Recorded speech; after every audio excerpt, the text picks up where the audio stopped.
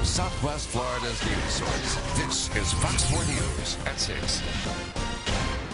We need to be the opportunity economy.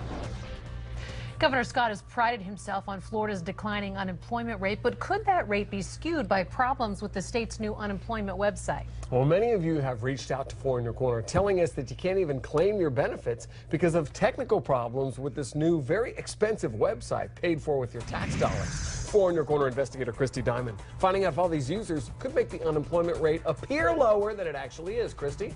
Patrick, here's what we know. This new website called Connect isn't used in determining the number of Floridians out of work. However, the effects it's having on people who can't claim their benefits could force more Floridians out of the labor force.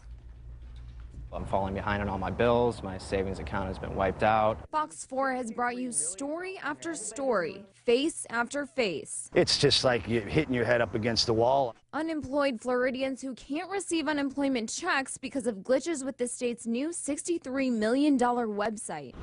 Without money, job searching is a challenge. Borrowing from family and friends is pretty much the only way that I'm able to get out and look for jobs. If people like Rick Lubke can no longer afford to look for jobs, what would that do to Florida's unemployment rate? You have to read the fine print. I went to FGCU professor Peter Bergeson to find out if all these people who can't claim benefits could skew Florida's unemployment rate. If they can't get onto the system, could that potentially impact the unemployment rate? Oh, sure. Here's how it works. Every month, the government sends out a survey to a sample of people to find out if they're employed, unemployed, or out of the labor force. The unemployment rate, then, is the percentage of people in the labor force actively seeking jobs but can't find one.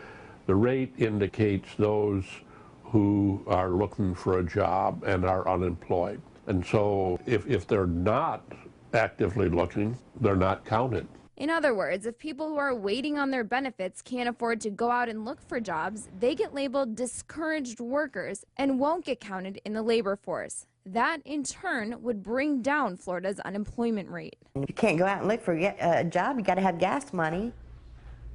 Now, of course, the big question here is how many people are affected by problems with this website.